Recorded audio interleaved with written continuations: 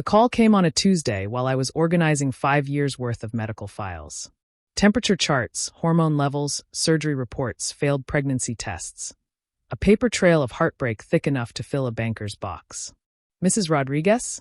This is Helen from Dr. Mansfield's fertility clinic. I'm calling to confirm your IVF appointment for next Monday at 8 a.m. My hands shook. After 5 years on the wait list, endless consultations, 3 surgeries to remove endometriosis, and saving every penny while my husband Carlos worked double shifts. It was finally happening. Yes, I whispered, clutching the phone. Yes, I'll be there. Thank you. Thank you so much. I called Carlos immediately. He actually cried at his construction site, his co-workers cheering in the background when they heard. We'd been trying for 7 years. Married at 25, we'd assumed babies would come easily. By 30, we knew better. Now at 35, with my egg reserve dwindling and the doctor's warnings about advanced maternal age ringing in my ears, this appointment felt like our last chance. That evening, I made the mistake of sharing the news at family dinner. We got the call, I announced, holding Carlos's hand. Our IVF starts Monday. My sister Mia, 29 and married for exactly 6 months, dropped her fork. Wait, what? I thought the wait list was like years long. 5 years, I confirmed. We've been waiting since. That's not fair. She turned to our parents. I've been trying for 3 months. 3 months and nothing. I need IVF too. Mom's face immediately shifted to concern. 3 months? Oh, sweetheart, that must be so hard. I stared at her. 3 months? I've been trying for 7 years. But you're older, Dad said dismissively. It's probably not meant to be. Mia's young, fertile age. She has a better chance. I'm 35, not 85. Exactly, Mia said, her eyes calculating. I'm 29. My eggs are better quality. It makes more sense for me to go first. Go first, Carlos interjected. This isn't a line at Starbucks. It's our medical appointment that we've waited 5 years for. And I'll have to wait 5 years too? Mia's voice rose to that pitch she'd perfected in childhood. By then I'll be 34. Practically geriatric. You've been trying for 3 months, I repeated. That's not even considered a fertility issue yet. Most doctors won't even see you until. I know something's wrong, she wailed. I can feel it. Mom, tell her. And Mom, as always, chose her favorite. Sophie, be reasonable. You've waited this long. What's a little longer? Mia needs this. She doesn't even have a diagnosis. I pulled out my medical files, spreading them on the table. Look, endometriosis. Blocked tubes. Low AMH. I have actual medical issues that took years to diagnose and treat. Stop being so dramatic with your papers, Dad said. Mia's younger. She should go first. It's logical. That night, I couldn't sleep. Carlos held me as I cried, whispering reassurances. They can't take this from us, baby. It's our appointment. Our turn. I should have known better. Thursday morning, Dr. Mansfield's office called again. The receptionist sounded uncomfortable. Mrs. Rodriguez? Aye. There's been an issue with your appointment. My stomach dropped. What kind of issue? Your mother called. She said there was a family emergency and you needed to transfer your slot to your sister, Mia Rodriguez. She said you'd already discussed it and agreed. What? I was on my feet, shaking. No, I never agreed to that. That's my appointment. I'm so sorry, but she was very convincing. She knew your patient ID, your history. She said you were having second thoughts about treatment and wanted your younger sister to go first. She lied. Call her back. Tell her. Mrs. Rodriguez. She already came in with your sister. They signed the transfer papers. Your sister's preparatory medications have been ordered. I'm so sorry.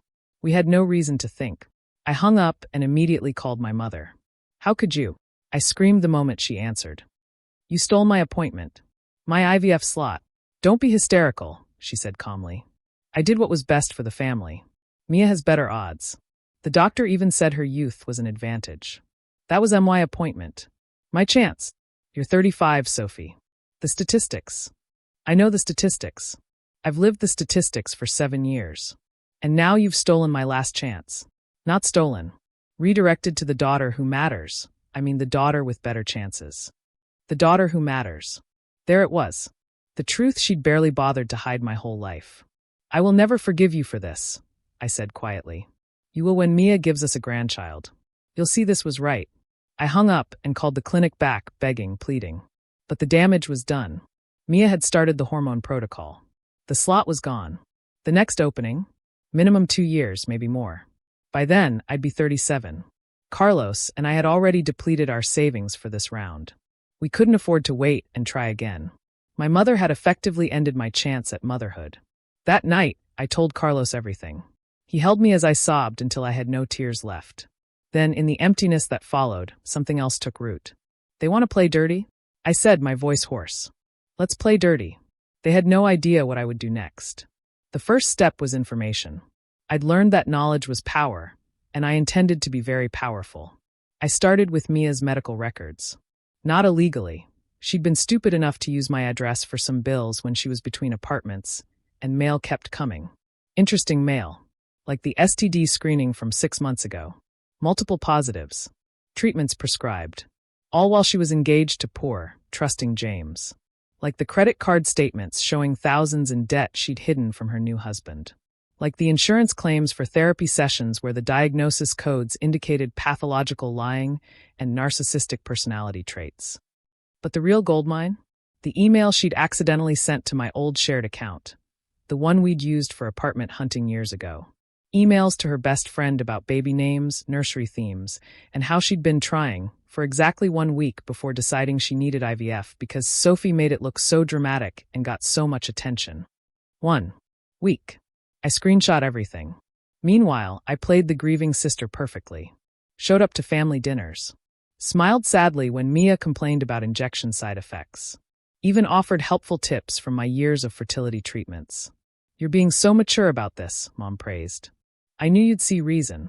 "Family first," I agreed, squeezing Carlos's hand under the table. The IVF cycle started the next week.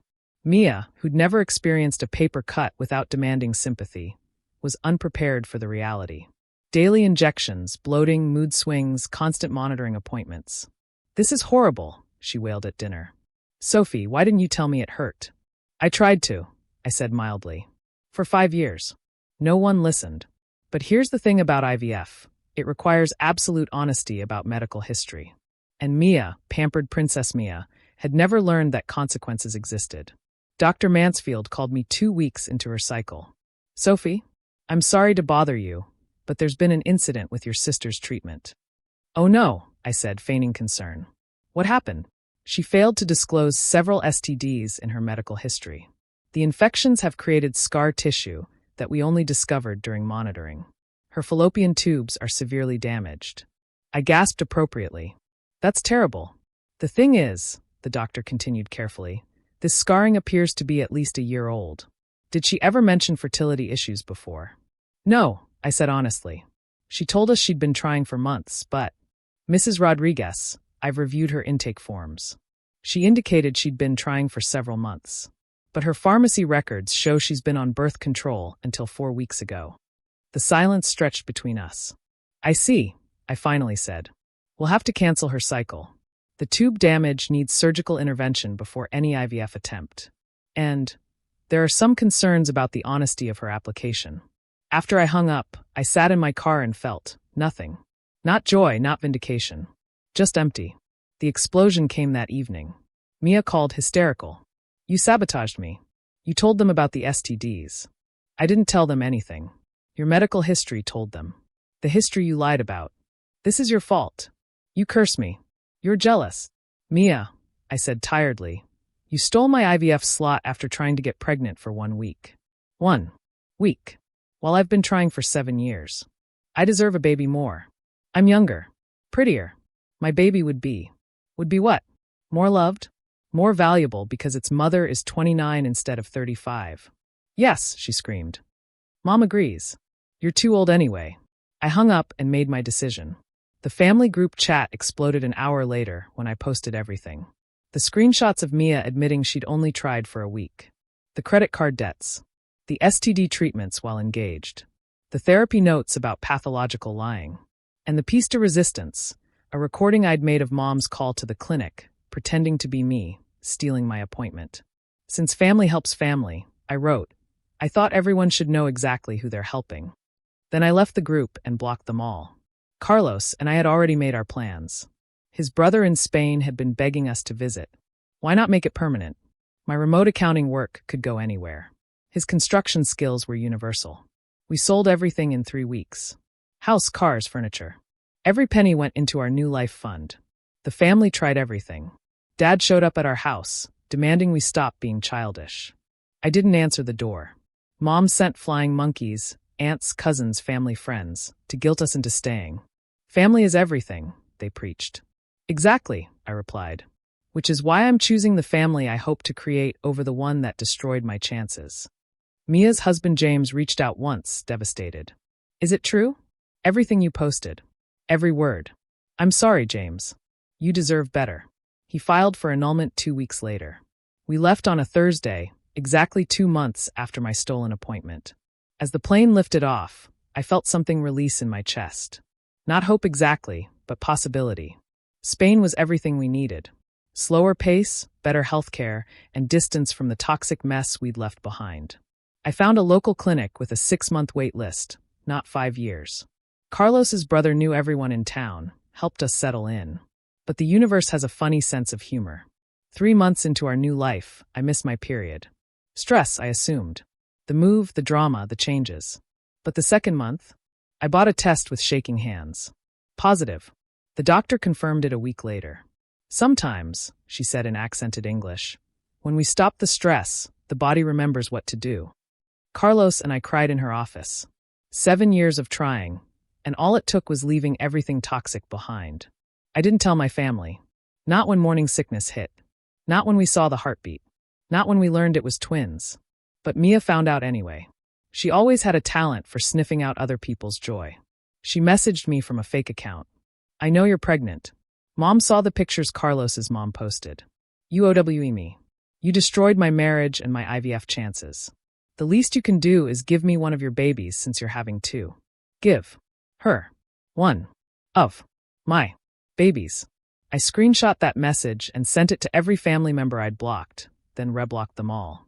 Let them see exactly who they'd chosen over me. The twins came at 36 weeks, perfect and healthy. Sophia and Gabriel, named for the life we'd built away from those who'd tried to steal our dreams. My mother tried one last time, sending a letter to Carlos's brother's address. I'm sorry. I see now what we did. Mia's in therapy, real therapy this time. Dad and I are divorcing. The stress broke us. I miss you. I miss my grandchildren I've never met. Please. I kept the letter but didn't respond. Some bridges, once burned, light the way to better places. 2 years later, we're still in Spain. The twins are walking, babbling in 2 languages. Carlos started his own construction company. I manage finances for expat families. We're happy. Mia never had children. The STD damage was too severe, the surgery's unsuccessful. She posts inspiration quotes about everything happening for a reason and God's plan on social media. I wonder if she remembers telling me I was too old, that her younger eggs mattered more. I wonder if Mom remembers saying, give it to the daughter who matters. But mostly, I don't think about them at all. The twins matter. Carlos matters. The life we built from the ashes of their cruelty matters. They stole my IVF appointment, but I stole back my life. And that, it turns out, was what I needed most to become a mother. Sometimes the best revenge isn't destroying those who hurt you. It's building something so beautiful without them that their absence becomes irrelevant. They had no idea what I would do next. Neither did I. But I'm so glad I did it anyway.